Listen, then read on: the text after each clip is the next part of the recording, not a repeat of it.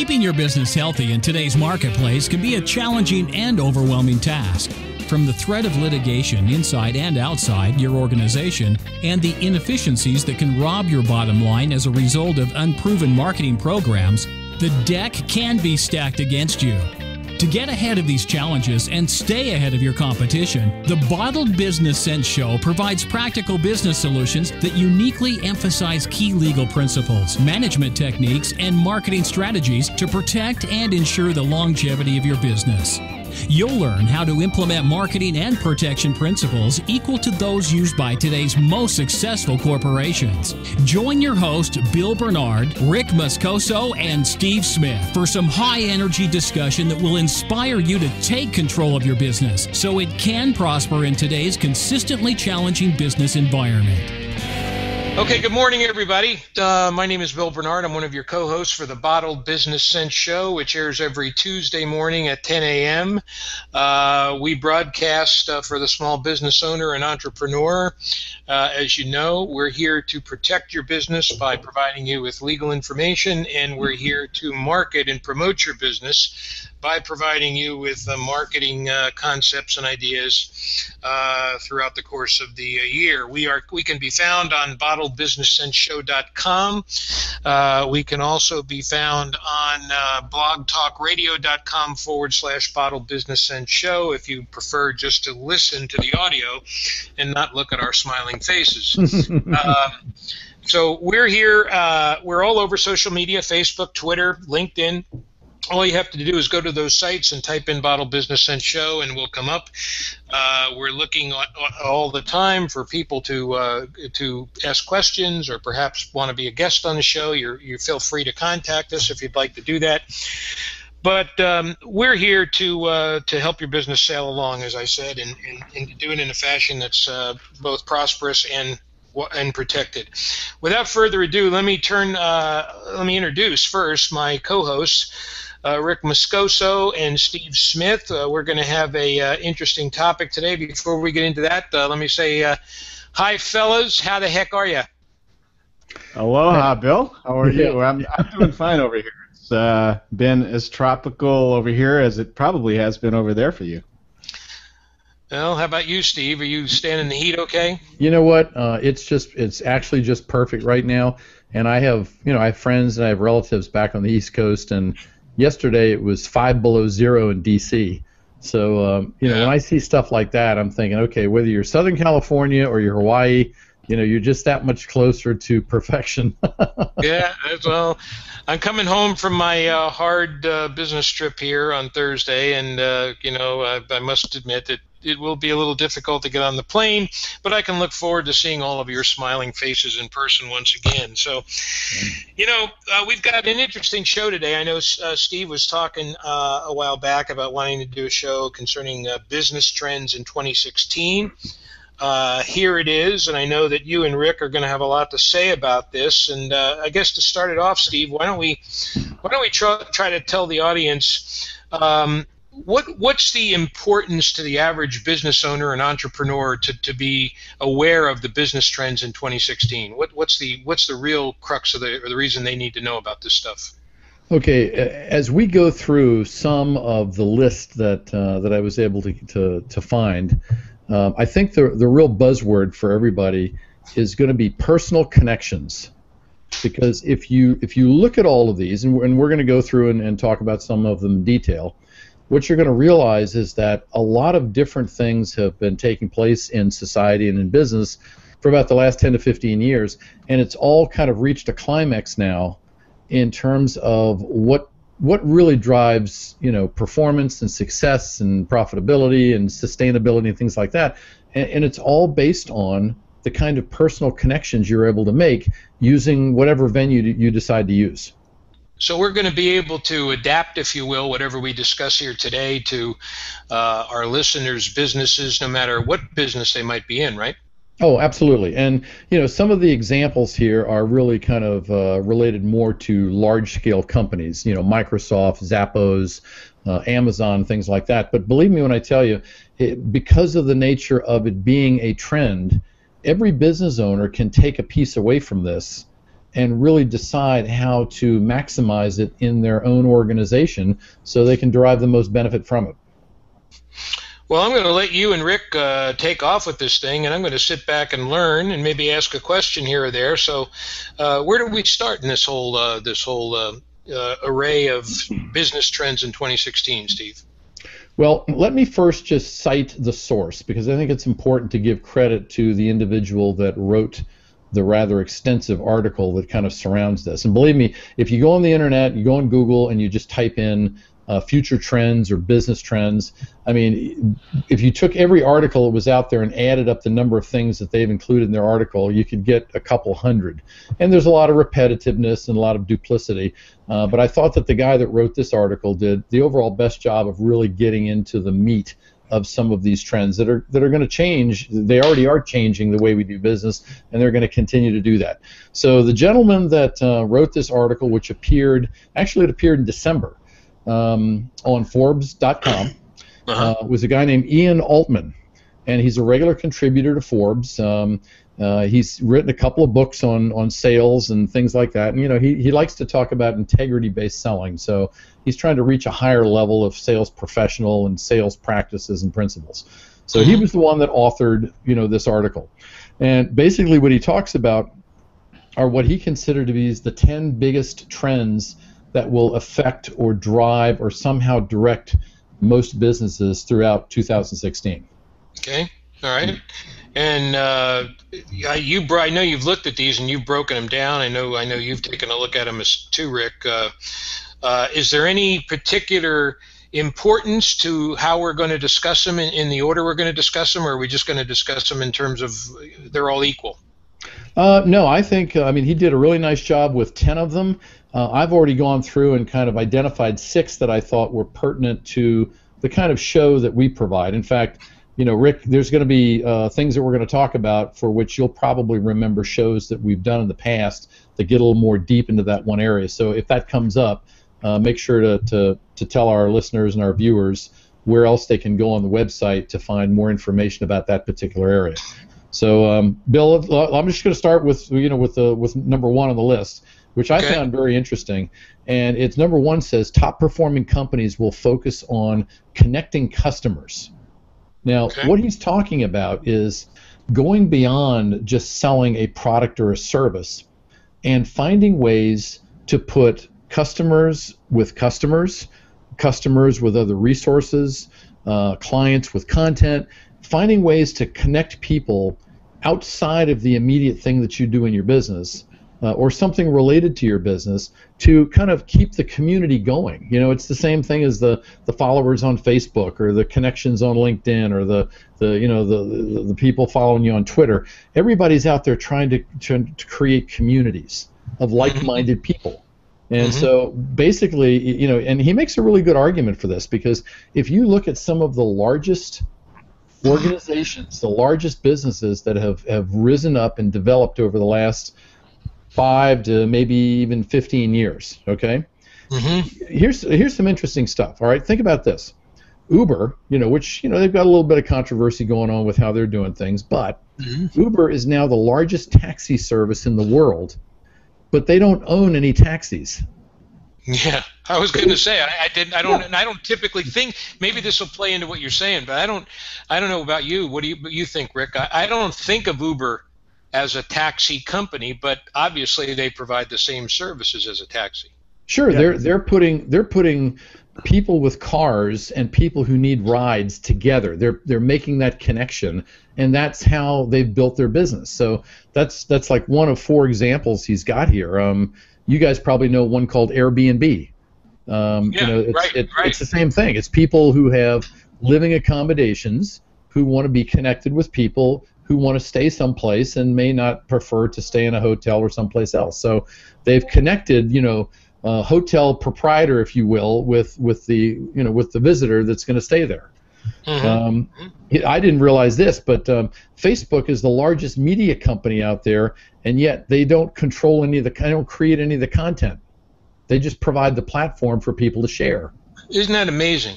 Because they really don't contribute much of anything, do they? They just essentially allow you to take off and do whatever you want to do on their platform. Right. Now, this one I had no idea about, and I thought this was really good because this one has been around now for maybe eight years, a little less, but it's now come into a little more prominence today, and it's especially valuable for entrepreneurs and startup companies looking for funding. You've got the whole crowdfunding industry now, and there's big names like Kickstarter and Indiegogo, and they're all places where you can go to get funding for a new business, for startup, new product, something like that. Well, they're expected to. They haven't done it yet, but they're expected to surpass the venture capitalist market, and yet they don't have any funds. So you go to venture capitalists, and they've got the money, and they're just looking at who they're going to invest in. These guys don't have any of the money. They're just taking people who have money that want to invest and people who need money to start something, and they're putting them together. So, those are some really good examples. I've heard as well that crowdfunding has been used to some extent in one or two of the political campaigns that are currently ongoing. Yeah. Oh, absolutely. Yeah. So this is an amazing example then of business brokering. Right. How it's taken a whole new shape and form. Yes. And here's the interesting thing. While this is become more prominent and more diverse, it's by no means the raw concept is not new, and I'll tell you why. Franchising is actually the originator of this model. When franchisors get their business model all together, and they get it really nailed down well, and the mistakes out of it, and it runs. It's like a business in a box. What they do after that is they attempt to connect business-minded people who want to buy into a business, with a ready-made business model, and they can put them together. So they, in kind of the old times prior to a lot of technology hanging around, franchises were essentially doing the same thing, because a franchise company, like a Subway is a good example. They're the largest franchise in the world right now. The franchise company themselves, they're not making subs and selling them to anybody. They're selling the business concept and the resources so that somebody can open up a sub shop. They're like the Facebook platform. In a way. Absolutely. Absolutely. So there's a lot of historical relevance to this, but right now it's become even more profound, and a lot of it is driven by technology. In fact, one of the articles I read that was a different website than this was talking about the difference between trends and fads. You get a fad that everybody kind of, jumps on, and, apparel, kind of falls into this category quite a bit. And it'll run its course, and then some other fad will come and take its place, and it goes away. Trends are things that kind of evolve and morph over time, but they don't go away. They stay around, and they find ways to get into everybody's lives and alter the way we do things. And much of the trends that have taken place over the last 30 years, in some way, shape, or form, have been underwritten by technology. So anytime technology takes a huge boost or takes a turn into a new direction, it's going to start trends that we weren't thinking about today, but for which will be affected tomorrow, next year, year after.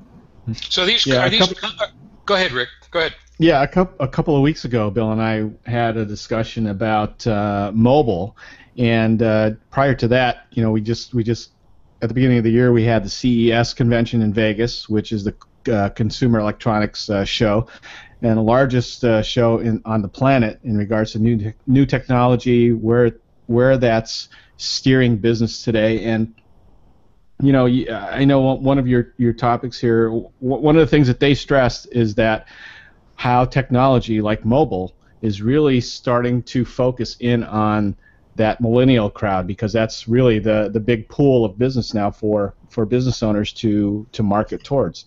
Right. Well, that's the reason why, if you're doing your own marketing as a small business and you're trying to tap into and make a lot of use out of social media marketing, there are tons and tons of websites out there, some national, some local, some very vertically driven within a particular industry, that offer people to get together and connect and put profiles out there and publish things.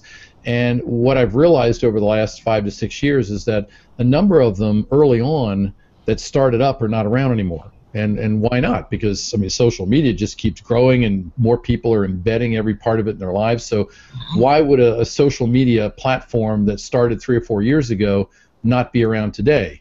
Well, the answer is that a social media platform, their biggest objective is to gather up as much crowd as they can that's going to come to their site, so they can go to the advertisers and say, hey, we've got this huge following, we'll give you space on our site, you pay us, you can advertise to these folks.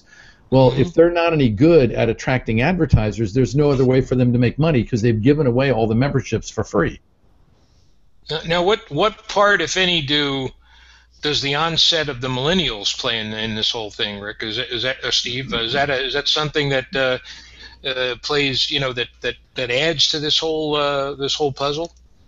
You mean in terms of the connecting customers? Right.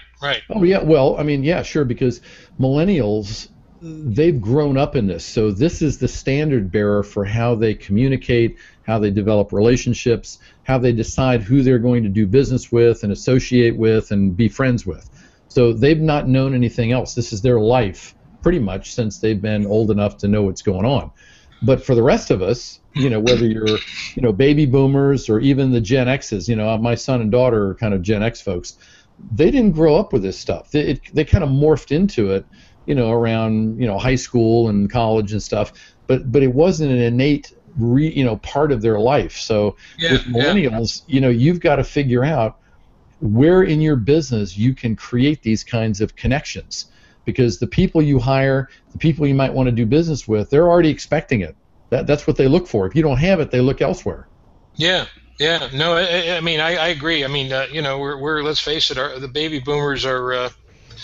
What were we around from? Maybe 1950 to 2010, 2005, 2005, something like that. The baby boomer generation's actually categorized from 1946 to 1964. That's the baby boomer. Yeah, that's the boomer generation. Then after that, you had the Gen X. And then, of course, they had Gen Y, but that's morphed into millennials. So, well, see, that shows you how much I'm up on this. Yeah, I when I was I mean, I had to, as you say, morph into this. When I started practicing law, I hate to admit it, we were still using IBM typewriters. So, I mean, that's where I started, man. So, yeah. All right, so that's number one. The second one on the list kind of talks about what you just opened up, Bill, was the fact that small businesses they're going to have to do a mind shift from complaining about millennials to embracing millennials. And this says, is this right, Steve? 80 million people in their 20s currently by way of the Census Bureau. Yes, in fact, last year, 2015, was one of these watershed moments where, for the first time in history, the baby boomer generation, which was the largest workforce generation for a lot of years, got replaced by the millennial generation as of last year. Wow. So now the millennials are the number one, not by a lot, it's like 80 million to 74 million, but still 80 million, that's, that's what, that's a quarter, that's a full quarter of the country's population. And here's the thing, that the reason for businesses to figure out how to embrace the millennial population. Many of these folks will soon be coming into ages and time in their profession where they're now going to be in managerial positions if they aren't already there now. They're going to start to get into leadership roles and roles of decision making. So they're now going to be, instead of just trying to find a job and just trying to learn a skill and trying to adapt to work life, they're now fully embedded in it, and they're going to be helping companies decide where they're going to go next. And with the baby boomer generation retiring at a massive clip, there's a huge knowledge void that's going to be left. So, you get a whole bunch of baby boomers that have been in the workforce 30, 35 or more years, and they've developed some real expertise for certain things. Well, when they go retire, they leave, or they go out and do something fun, or they get a part-time job in some hobby they like to do. They do a lot of different things, but they've effectively left that industry or that workforce for which they accumulated all that knowledge and experience. Yeah. So who's going to pick that up? Somebody's got to pick that up. And so I see in this article, it says if you're looking to hire millennials, you may very well need to change your whole approach. I mean. That says it all right there. It says millennials need to see a clear vision of their growth and future role in the organization. and they might have aspirations that go beyond their current skills. What does that exactly mean in plain English, Steve? They have aspirations that might go beyond their skills. In other words, they're continuing and yearning to be better and better and better. Yes. In fact, I don't know if we might have done a show on this last year sometime when we were talking about the millennial generation in the workforce, but I ran into a survey that was done by the Gallup organization, and there was a list of things that were important to millennials when they got a job and went to work for a company. And the top 3 was they wanted opportunities to develop and learn so that they could, as you just pointed out, so they could move beyond their current skill set, into better jobs. So that was one thing. They also wanted to go to work for a company and take on a role in the company that was genuinely purposeful. They didn't want to just get idle work that maybe a machine could do, but they're doing it themselves. They wanted to have purpose in what they were doing, which is why millennials are such a challenge for conventional businesses today, because conventional businesses today have been used to hiring people, and you just put them in a job and you just work them as long as you can work them, and you get as much productivity out of them, and you don't worry about trying to make them happy or enlightened or any of this other kind of stuff. You just want them to put in a good 8 and leave. And the millennials, they don't dance to that song anymore. They want to know that the company they're working for has a genuine vision of what it's doing in society, that it's going beyond its own walls to try to make things better for the community or the world around them. So they're a little more altruistic than you and I. And it's a different mindset. As we talked about back in the fall, we did a show in regards to attracting the best and brightest. Really depends on the quality of your company's culture, and this goes hand in hand in what you're talking about, because they want to be a part of something significant rather than just trying to collect that paycheck and putting in the time. Right. They really want to make a mark for themselves in today's environment, right? Is that what you're saying? That's absolutely. And here's the difference. In our generation and in the generation that our parents had, getting steady work, having a career, an occupation, being able to provide for the family, put the kids through college, pay for a wedding here and there, go on vacations, that's what the parents were. They were conditioned to do that. And the kids growing up saw the shortcomings of that. Dad working on weekends, mom working a second job, doing all that kind of stuff. And at the end of that individual's career life, when they get ready to retire, so the office takes them out to lunch and buys them a watch and says, que sera, sera, you're over with. And so they looked at all that and said, you know what, there's got to be more to my career life and how it fits into my personal life than that. So I'm going to start looking for stuff that I really think has meaning to it, as opposed to just chasing a paycheck.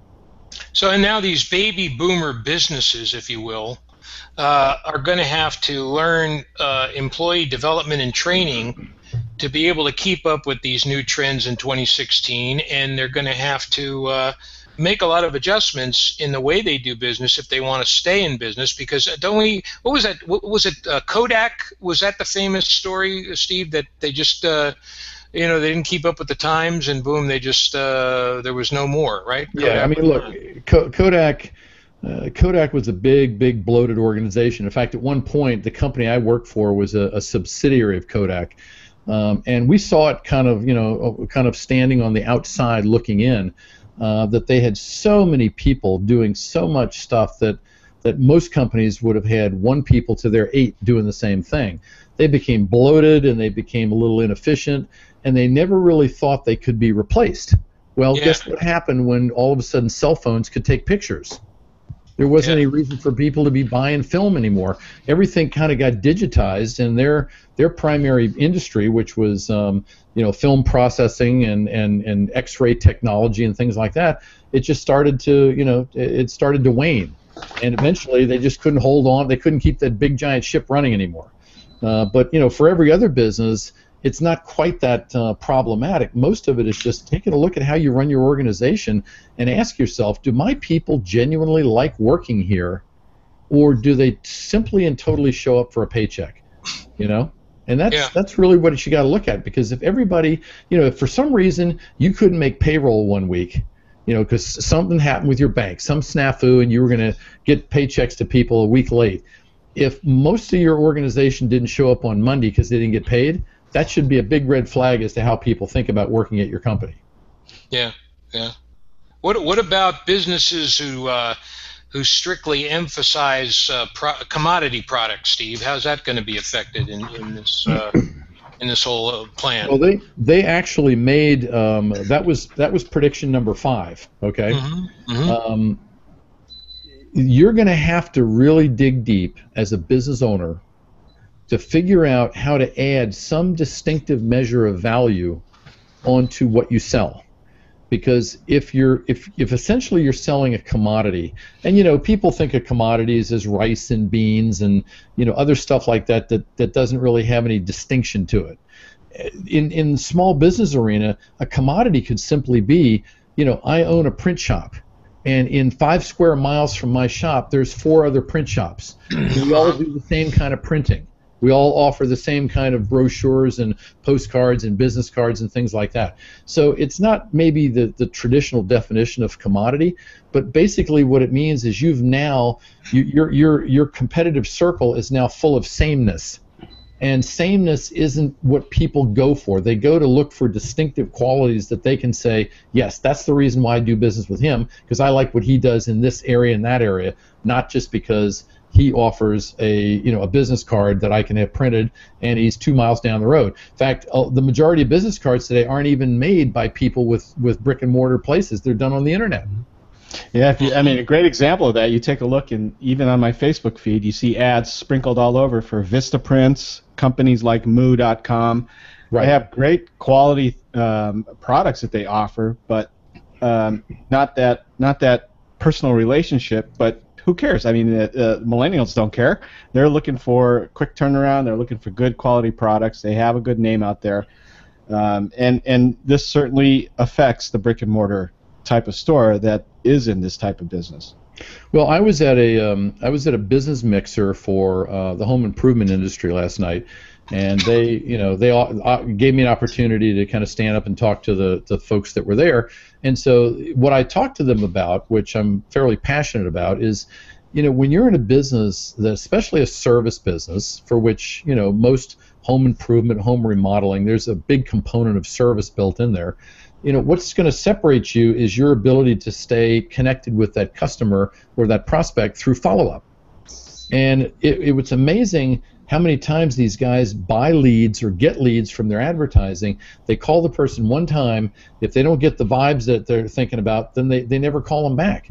And only about 2% of the sales take place after one call, after one contact point. Yeah. You got to stick with people long enough, especially if you're going to ask them to spend $25,000 or $30,000 or $50,000 on a remodel. You got to stay with them a little bit so that they develop a level of knowledge and trust in you as the person providing the service. So, I thought this was very interesting, Steve. I'm going to read here. It says, companies like Amazon open up new market opportunities where you can charge for your expertise online to online customers who now, thanks to Amazon and others, are comfortable making purchases from remote sources. While you might suffer trying to provide a commodity in your local market, business opportunities for your niche expertise may have grown beyond your neighborhood. So today, with almost no financial investment, you can sell your expertise and talents anywhere in the world, which means that you can even have employees working remotely instead of coming into the office, right? Well, and again, that's a trend that's been going on for a while now, but it's been totally underwritten by technology. You now can, look, I have a woman that I hired back in the fall to be my marketing assistant, and she's not in my office here. Her place is up, 15 miles up the road from me. But through emails and through phone calls and stuff like that, and I get exactly what I need to get done from her, and she delivers on it, and it's a great working arrangement.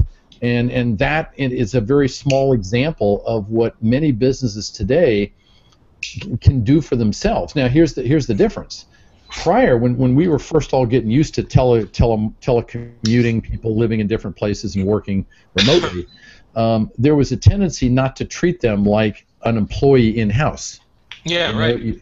Well, that's got to change. That's one of the changes that for 2016 that is going to greatly affect your ability to attract the kind of talent you're looking for.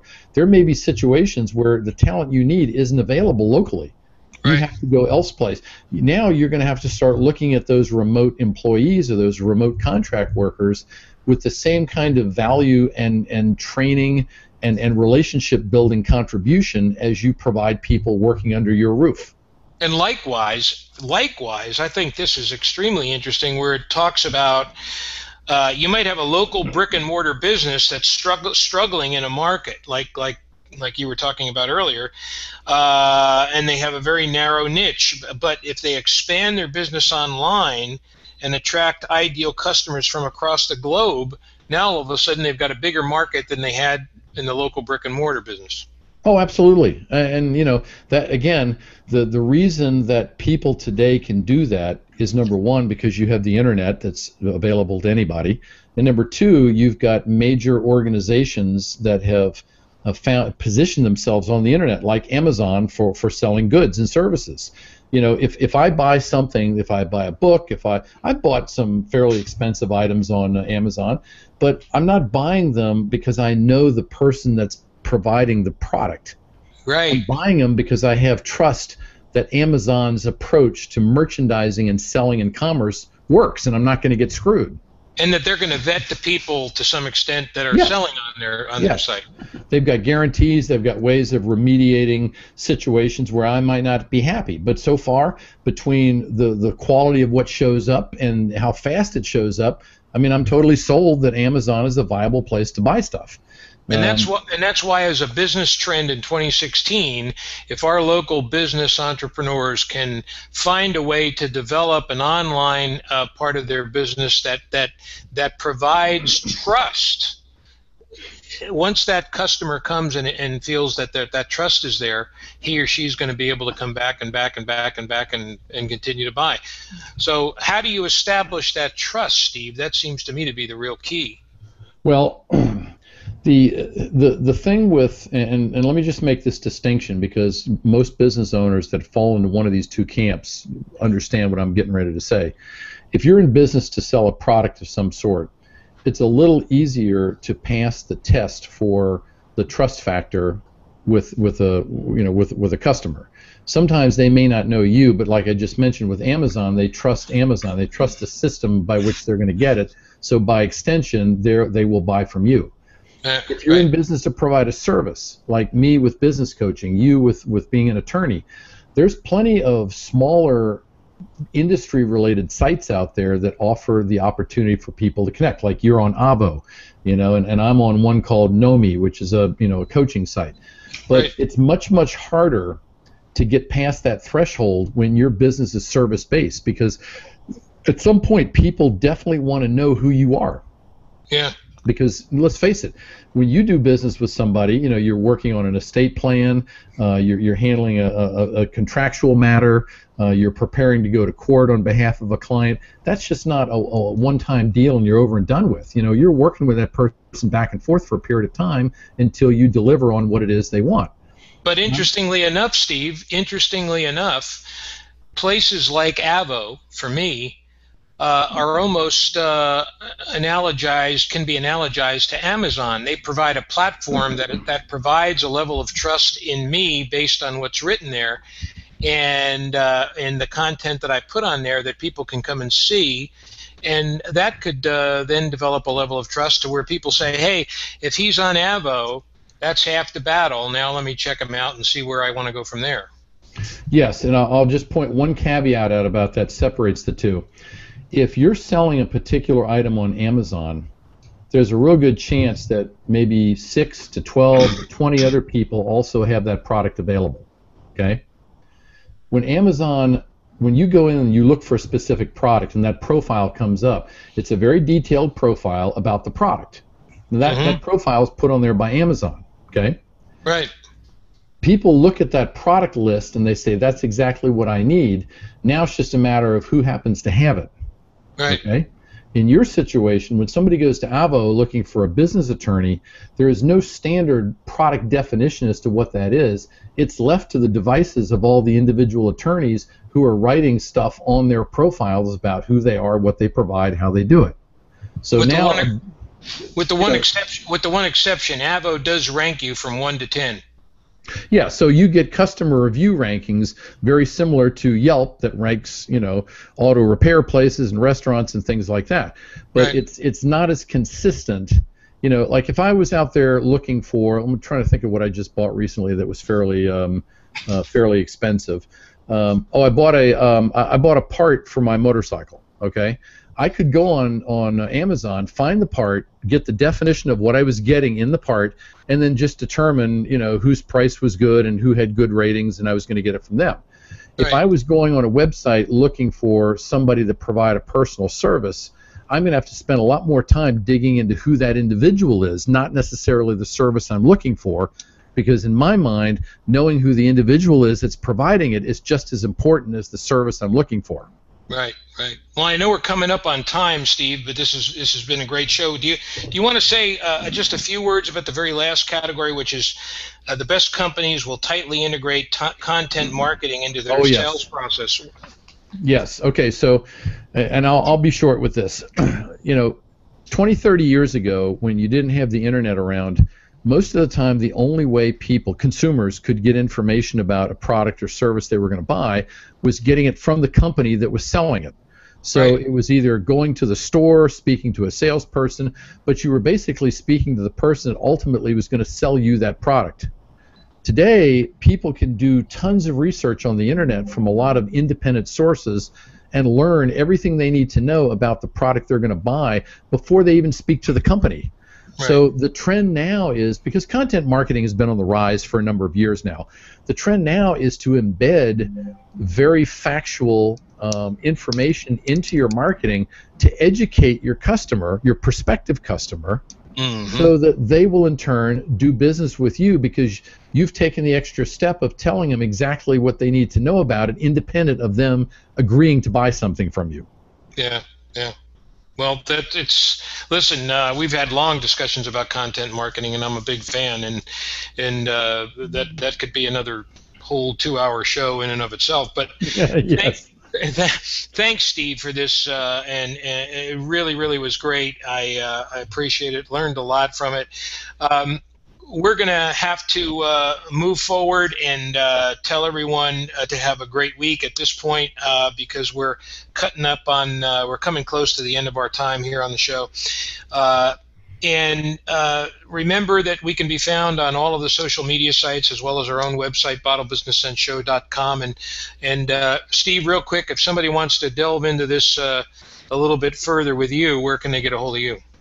The best place to go is to go visit my website, growthsourcecoaching.com. My phone number is on the top of every page, so it's real easy if they want to just call up and chat. Or I offer ways that people can get information from me, just free of charge. I've got an Ask Steve page. They can ask a question about a situation they're currently dealing with, and in 24 hours I'll get back to them and give them some options that I think will help solve the problem they have. Or if they really want a more in-depth understanding of where they are with their business now and what it's going to take to move it forward, I offer a complimentary business strategy assessment. And people get tons and tons of value out of these things because it really opens their eyes up to where they should be looking for opportunities as opposed to what they're currently doing. Amen. And I want to say a quick thanks to Rick. But Rick on in the studio, of all places, has been having a couple of technical difficulties on and off today, but we appreciate him being there because we couldn't do the show without him. And so thanks, Rick. I know you're there, and I know you're doing stuff behind the scenes that nobody realizes. So we appreciate it. And we'll see you same time, folks, next week, same time, same place. In the meantime, have a prosperous week. Go get them out there. All right, see you guys later. It was a great show. Look forward to next week.